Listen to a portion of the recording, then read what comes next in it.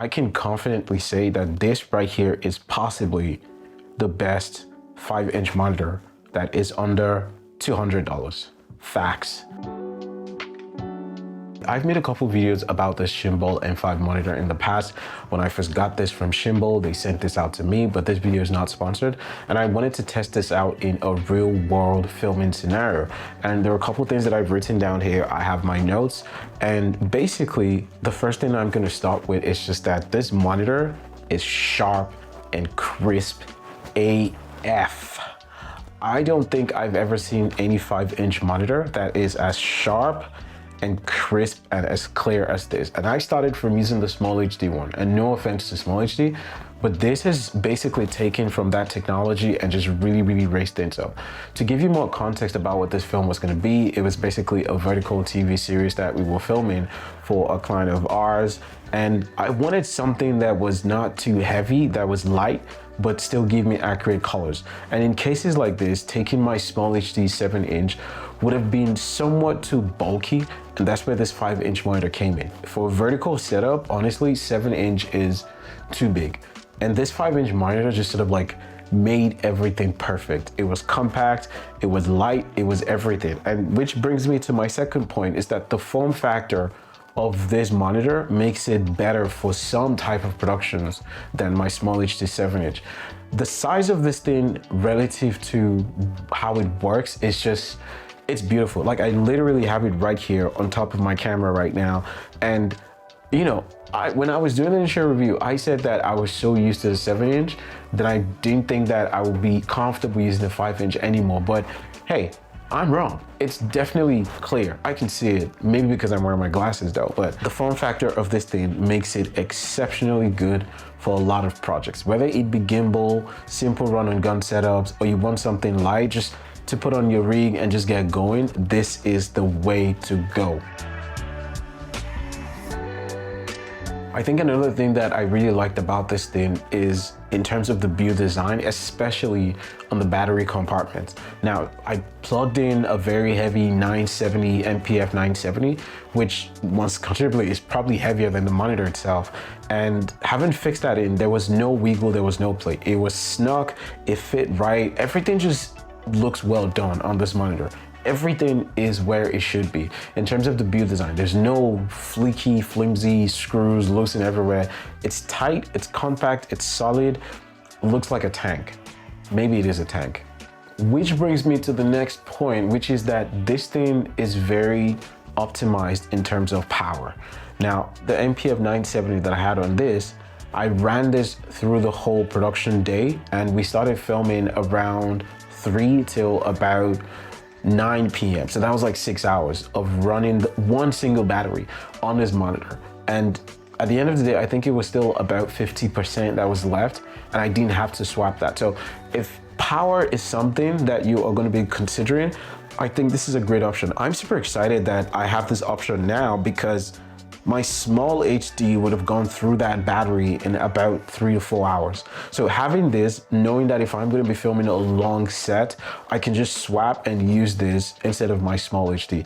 It's just, you know, it's just little things that just really improve the quality of your use. Now, the initial reason I wanted to do this was because I didn't want to give you just a technical spec rundown.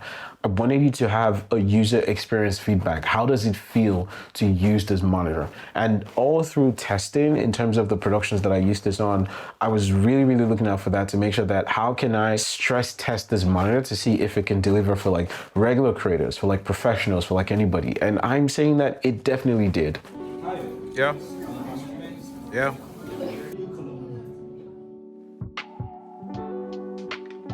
If you're also looking to build minimal rigs, I think that this is a perfect option for you. The small form factor is excellent. It is just, it's good to go. It's good to go. I think I already said that before. Now, there are a couple of things that I found that are not necessarily top notch, and you might have to adjust based off of your preference. And the first one is, if you're gonna be using this monitor, I advise you to use your own installed LUTs. I think that the LUTs that come with this monitor, they do something weird to the skin.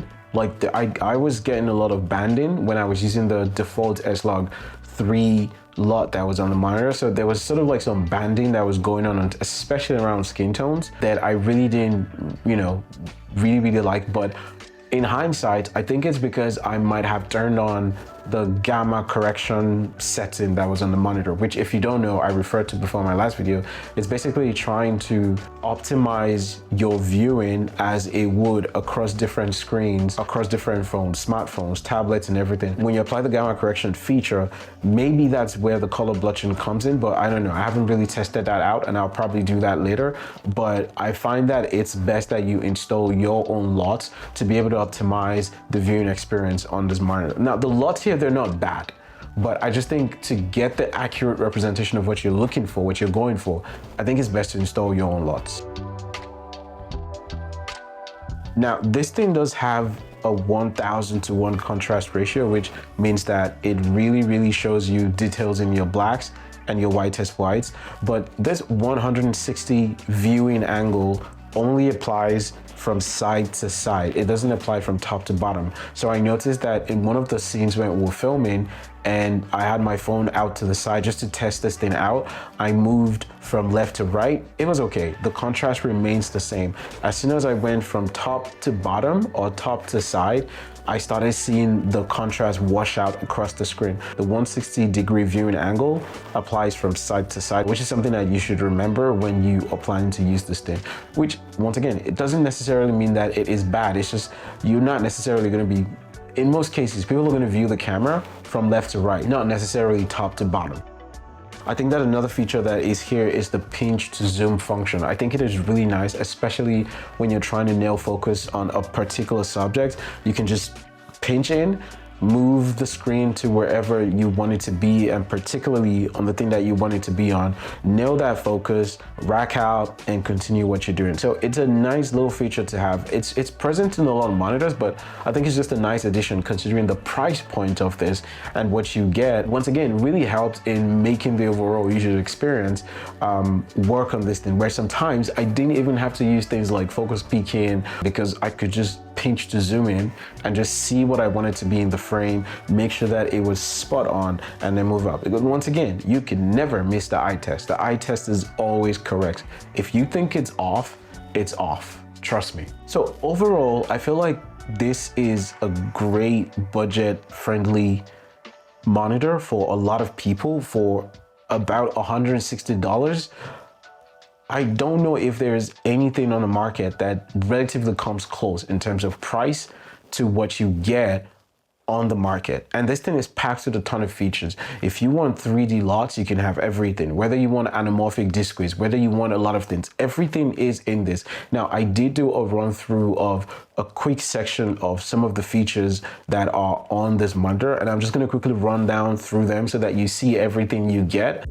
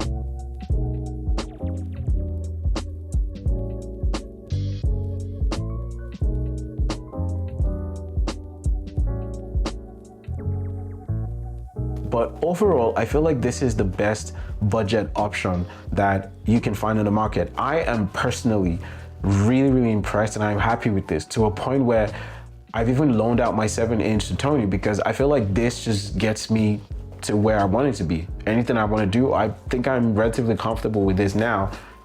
In this regard, will I strictly be using this and not using my SmallHD anymore? No. Will I be integrating this into my workflow? Absolutely. Which is where, for example, let me show you something. I also have this babies just come through. This is the Shimbol TP Mini transmitter and receiver, and I'll be making a video about this shortly, but I plan to be using this monitor and these things to create a director's monitor rig that will constantly just be for monitoring. Now, you know what? I'm not even gonna give you a lot away. Just, come for the video.